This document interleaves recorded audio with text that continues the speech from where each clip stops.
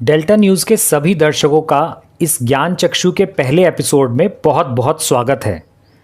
क्या आप जानते हैं कि गाज़ियाबाद का इतिहास रामायण और महाभारत काल से जुड़ा है? चाहे त्रेता युग की रामायण के विलन रावण और लवणासुर हो या द्वापर युग के महाराज पांडु के पुत्र पांडव, सबकी जीवन माला इस पावन मिट्टी से जुड़ी हुई है।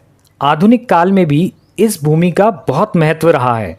चाहे मुगल साम्राज्य हो या ब्रिटिश शासन, यहाँ की मिट्टी ने सदैव शौर्य और बलिदान की एक पराकाष्ठा स्थापित की है। गाज़ियाबाद की भूमि अपने अंदर बहुमूल्य इतिहास समेटे हुए है।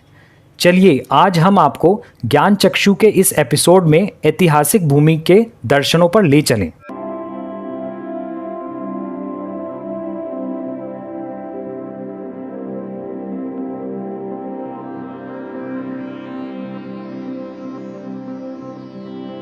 क्या आप जानते हैं कि रावण काल से जुड़ा है गाज़ियाबाद का एक प्राचीन मंदिर का इतिहास? जी हाँ, गाज़ियाबाद के सबसे प्राचीनतम मंदिर दुधेश्वर नाथ का इतिहास लंकापति रावण के काल से जुड़ा हुआ है। इस मंदिर को लेकर कहा जाता है कि यहाँ पर लंकापति के पिता विशर्वा ने कठोर तप किया था। भगवान दुधेश्वर नाथ के लगातार दर्शन करने से यहाँ आने वाले भक्तों की सारी मुरादें पूरी होती हैं। पुराणों में हरनंदी नदी के किनारे हिरण्यगर्भ ज्योतिर्लिंग का वर्णन मिलता है, जहां पुलस्त के पुत्र और रावण के पिता विशर्वा ने घोर तप किया था। इसी मंदिर में रावण ने शिव की घोर तपस्या की थी। कालांतर में हरनंदी हिंडन नदी के नाम से प्रसिद्ध है और ज्योतिर्गर्भ ज्योतिर्लिंग ही दुधेश्वर महादेव मठ मंदिर है, जिसमें जमीन के 3.5 फुट नीचे दिव्य शिवलिंग है।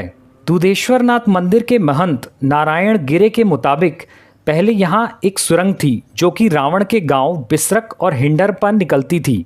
समय के साथ साथ ये खत्म होती चली गई।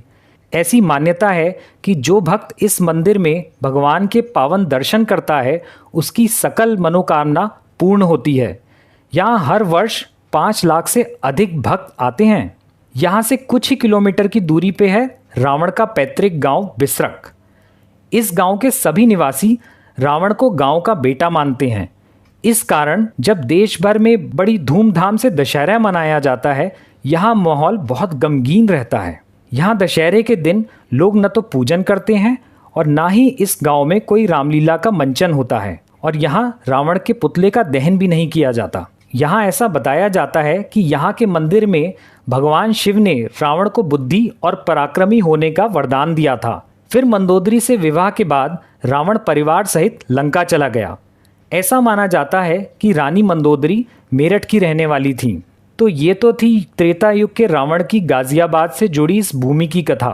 क्या आप जानते हैं त्रेता युग के राक्षस लवणासुर को? आपको जान के हैरानी होगी कि उसी के नाम पे गाज़ियाबाद के लोनी क्षेत्र का नाम रखा गया है। और द्वापर युग में पांडवों ने लाक्षागृह से बच निकलने के बाद यहीं के घने जंगलों में निवास किया था।